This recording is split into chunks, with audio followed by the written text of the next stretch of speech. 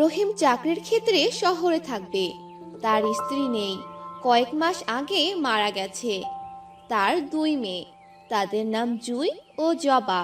রহিম দুই মেয়েকে নিয়ে এক বাংলো দেখতে যাচ্ছিল। বাবা বাবা, আমরা কোথায় যাচ্ছি? মারে, বাংলো দেখতে যাচ্ছি। একটা সুন্দর বাংলো। তোরা দুই বোন সেখানে থাকবি। ইয়ে, কি মজা কি মজা, আমাদের নতুন বাসা হবে। এই বোন, হয়েছে, এখন থাম। কিন্তু বাবা, আমাদের বাসায় তো অনেক স্মৃতি রয়েছে, আমার অন্য বাসা চাই না বাবা। পাগলি মেয়ে আমার, আমাদের এ বাসাটাও থাকবে। ছুটিতে আমরা বেড়াতে আসব। আচ্ছা, ঠিক আছে, আমরা আগে যাই, বাংলোটা দেখি, তারপর না হয় ভাবা যাবে। এরপর রহিম তার দুই মেয়েকে নিয়ে সে বাংলোতে যায়। বাংলোটা ছিল ভয়ঙ্কর, কেমন যেন ভুতুড়ে বাংলো। জুই অনেকটা ভয় পাচ্ছিল, কিন্তু জবা অনেক খুশি ছিল। আয় মা, তোরা ভিতরে আয়। এই যে দারোয়ান, এদিকে আসো, আমাদের চাবি দাও। আমি এই বাংলো দেখতে এসেছি। এরপর তারা সে বাংলোর ভিতরে যায় আর দেখতে থাকে। হঠাৎ জবা একটা বিড়ালকে দেখতে পায়।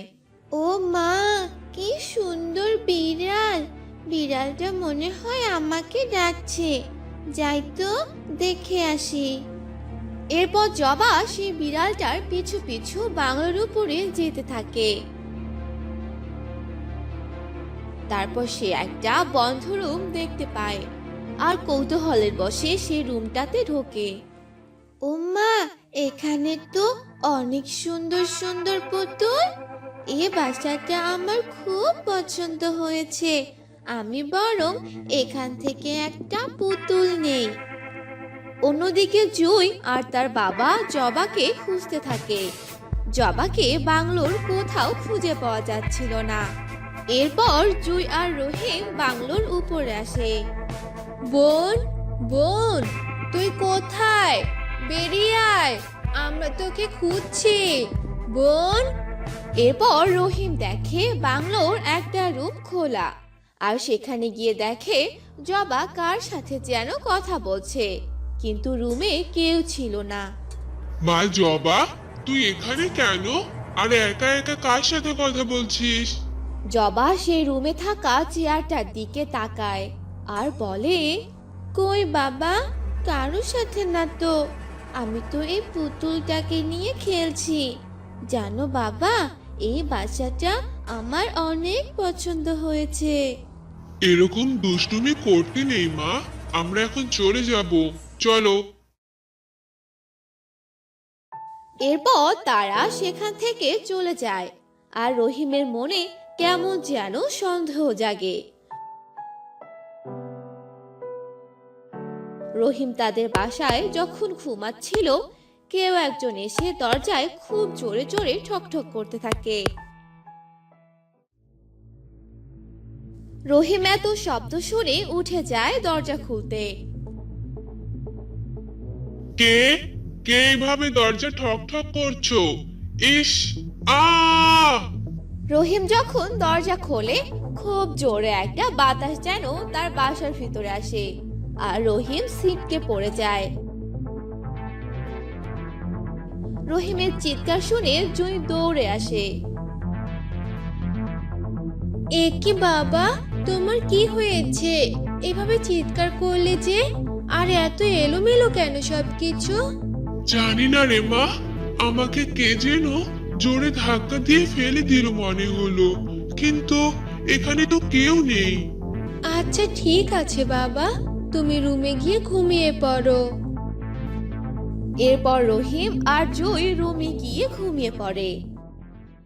হঠাৎ জুইয়ের রুমে কে যেন আসে, জানালা পর্দার আড়াল থেকে জুইয়ের কাছে যাচ্ছিল। হুম হুম হুম। কে কে কে কে? বাবা, বাবা, বাবা, কোথায় তুমি? এরপর রহিম ছুটে আসে আর জুইকে বলে, কি হয়েছে মা, এত হাঁপাচ্ছিস কেন? বাবা, ওখানে কেউ ছিল। কই, কেউ নেই তো। মা স্বপ্ন দেখছিস? ও ঘুমিয়ে পড় মা, কিচ্ছু হবে না। এভাবেই সে রাতটা পার হয়ে যায়। সকালে রহিম তার ছোট মেয়ের জন্য খাবার রেডি করে জবাকে দিতে যায়। ও মা, আজ তো দেখি জবা মা ফার্স্ট হয়েছে। আজ তো দিদি তোকে এত তাড়াতাড়ি রেডি করে দিয়েছে, খাবারও বানিয়ে দিয়েছে দেখছি। বাবা! এরপর রহিম দেখতে পায় যে জুঁই এই মাত্র ঘুম থেকে উঠে আসছে আর অবাক হয়ে গেছে। সে ভাবতে থাকে জবা কোথায় খাবার পেল আর কে তাকে রেডি করিয়ে দিয়েছে। বাবা বাবা, আমি স্কুলে গেলাম, টাটা। বাবা, তুমি এরকম আনমনে কেন? কি ভাবছো? তোমার শরীর ঠিক আছে তো? ও কিছু না রে মা, তুই কি তোর বোনকে রেডি করে দিয়েছিলি? না তো বাবা, আমি তো এক্ষুনি ঘুম থেকে উঠলাম। এভাবেই তাদের দিন কাটছিল।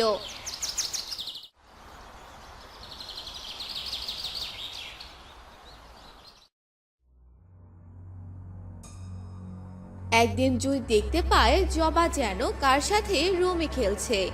তারপর সে রুমের আড়াল থেকে দেখে যে রুমের ভিতরে কেউ নেই, অথচ জবা কথা বলছে আর খেলা করছে।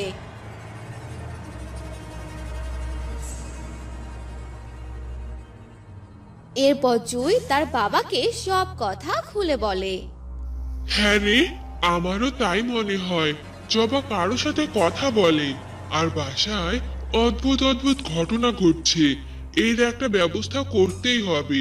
আমি এক তান্ত্রিককে নিয়ে আসি। এরপর রহিম এক তান্ত্রিককে নিয়ে আসে। সেই তান্ত্রিক এসে ধ্যান করে বলে, সে কি সর্বনাশ বাছা, তোদের ঘোর অমঙ্গল হতে যাচ্ছে। তুই কি পরিবার সহ কোথাও গিয়েছিলি? হ্যাঁ বাবা, আমি এক বাংলো নিয়েছি, সেখানে গিয়েছিলাম। সেটাই তোর কাল হয়ে দাঁড়িয়েছে। সেই বাংলোটা এক দম্পতি, তারা সেখানে থাকতো। একদিন মহিলার বাচ্চাকে নিয়ে তার স্বামী চলে যায়, আর মহিলাটা বাচ্চার জন্য ভুগতে ভুগতে নিজের জীবন ত্যাগ করে দেয়। আর তার আত্মা এসব করছে। তোর মেয়ে কি ওই বাসা থেকে কিছু নিয়ে এসেছে? হ্যাঁ হ্যাঁ বাবা, একটা পুতুল এনেছে। তুই শিগগির সেটা ফেরত দিয়ে আয়, না হলে ও তোদের বাঁচতে দিবে না। বাচ্চা তান্ত্রিক, তোর এত বড় সাহস, আজ তোকে মেরেই ফেলবো। সব কথা বলে দেওয়ার কারণে ভুট্টি তান্ত্রিককে মারতে থাকে।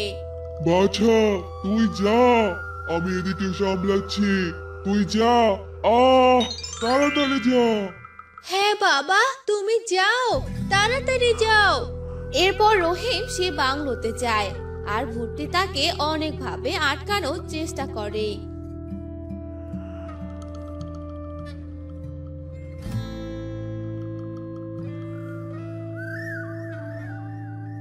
কি নো এন্ট্রি? এই রুমটা তো নতুন ছিল, এখন নো এন্ট্রি লেখা কেন? না, আমাকে এই পুতুলটা ফেরত দিতেই হবে। এরপর রহিম দরজাটা অনেক কষ্টে খোলে আর পুতুলটা ছুঁড়ে রুমে দেয়, আর ভুট্টাও সেই রুমে চলে যায়।